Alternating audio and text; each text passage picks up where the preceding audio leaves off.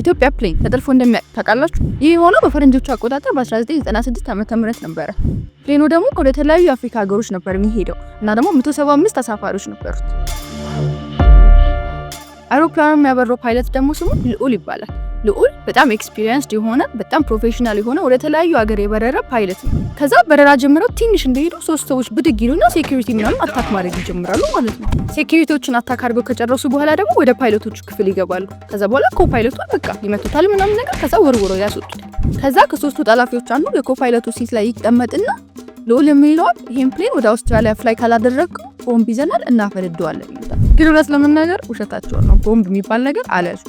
ልዑል ግን ያንን አያውቅም፣ ያሉትን ነው የሚያምነው። ስለዚህ ፓሴንጀሮቹን ሴፍሊ ለማድረስ እንግዲህ እሺ ብሎ ይስማማል ማለት ነው። ይሄ ሲሆን ግን አንድ ትልቅ ችግር ነበረ። ያው ፕሌኑ የወጣው ወደ አፍሪካ ሀገሮች ሊሄድ ነው። ስለዚህ አውስትራሊያ ድረስ ሊያስሄድ የሚችል ነዳጅ አልነበረውም። ይሄን የሚያውቀው ፓይለቱ ልዑል ደግሞ ምን ይላቸዋል? ኧረ እባካችሁ አውስትራሊያ ድረስ እኮ የሚያስሄድ ነዳጅ የለንም እባካችሁ ይላቸዋል። ከዛ እነሱ ደግሞ በቃ ውሸቱን ነው የመሰላቸው፣ አላመኑትም። ወይ አትሊስት ትራፊክ ቢሮ ደውዬ ያለውን ነገር ላጣራ ልንገራቸው ብሎ ያስፈቅዳቸዋል።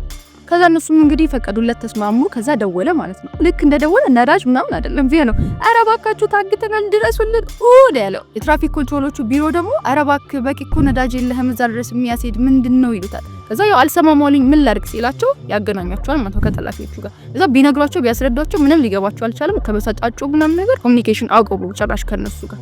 አሁን እንግዲህ ልዑል ብቻውን ቀረ ያለማንም እርዳታ። ከዛ በኋላ ምን ያስባል? በቃ ለምን እንደው አያቆም። ስለዚህ ፕሌኑን አዙሬ ወደ አፍሪካ ለምንድነው ዞሬ እዛ አካባቢ ላንድ ለማድረግ እማልሞክረዋል። ይሄ ፕላኑ ግን አልተሳካለትም። ምክንያቱም ኢቨንቹአሊ እነሱ ነቁበትና ጭራሽ በቃ ሌላ ብጥብጥ ፈጠሩ ደግሞ ድጋሚ። ያው ከዛ ምንም አማራጭ የለውም ወደ አውስትራሊያ ፕሌኑን አዙሮ መሄድ ጀመረ። እንግዲህ ወደ አውስትራሊያ ዞሮ ሲሄዱ ኢቨንቹአሊ ኦሽን ላይ ላንድ እንደሚያደርጉ ያውቃሉ። ስለዚህ ሌላ ሀሳብ ደግሞ አሰበ። ማዳጋስካር አካባቢ ኮሞሮስ አይላንድ የሚባል የሆነች አይላንድ አለች። ስለዚህ እዛ ለምንድነው ላንድ ማድረግ እማልሞክረው ብሎ ያስባል። ግን በጭራሽ እሱ ሊሆን አልቻለም። የፕሌኑ አላርም መጮህ ጀመረ፣ ፊውል የለም የሚል ማለት ነው። ልዑልም ፈራ፣ በጣም ደነገጠ። ስለዚህ ፓሴንጀሮቹን ማሳወቅ አለብኝ ብሎ አሰበ። ግን ደግሞ ጠላፊዎቹ በጭራሽ አይቻልም አለበለዚያ እንገላለን ብለው አስፈራሩት።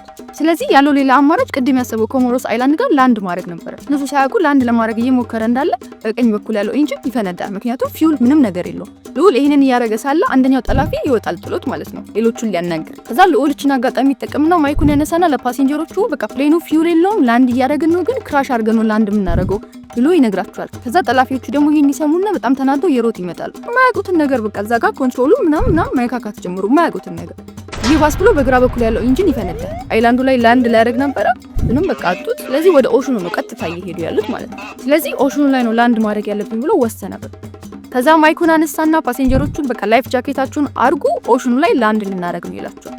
ኃላፊዎቹንም ኮፓይለቱን እባካችሁ አምጡልኝና ሴፍሊ ላንድ እናድርግ ህይወታችን ይትረፍ ብሎ ኮንቪንስ ያደርጋቸዋል። ከዛ ተስማሙ፣ አመጡለት። ኮፓይለቱን መጣ፣ ልዑልም አለ። ስለዚህ በቻሉት አቅም ፕሌኑን ሴፍሊ ላንድ ለማድረግ ሞከሩ።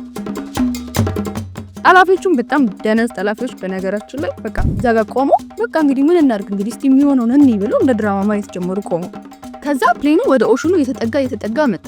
በዛ አካባቢ ደግሞ ቢች ዳር ምናምን የሚዝናኑ ቱሪስቶች አሉ፣ ሰዎች አሉና በጣም ተደንቆ ተገርሞ በቃ ደንግጠው ነበር የሚያዩት። ምክንያቱም ፕሌኑ ቀጥታ ወደ ኦሽኑ እየመጣ ነው ማለት ነው። ከዛ መሀል ግን አንድ ሰው ነበረ ይሄን ከላይ የምታዩትን ፉቴጅ የቀረጸ ማለት ነው። ያው ይሄን ፉቴጅ እስከመጨረሻው ማሳየት አንችልም፣ ምክንያቱም በጣም አስተቃቂ ነው፣ በጣም ነው የሚጨንቀው። ቀጣይ የሚፈጠረው ነገር በጣም ነው የሚያሰቀቀው። ልክ ፕሌኑ ውሃውን ሲነካው ማለት ነው ለሁለት ስንጥቅ ነው የሚለው። ከዛ በኋላ ፍንድት ነው ያለው እና በሚገርም ሁኔታ ልዑል ህይወቱ አላለፈ። ከ175 ተሳፋሪዎች 50 ብቻ ነው የተረፉት። ሌሎቹ አንፎርቹኔትሊ ህይወታቸው አልፏል። ሶስቱ ሃይጃከሮች ግን ሶስቱ ሞተዋል።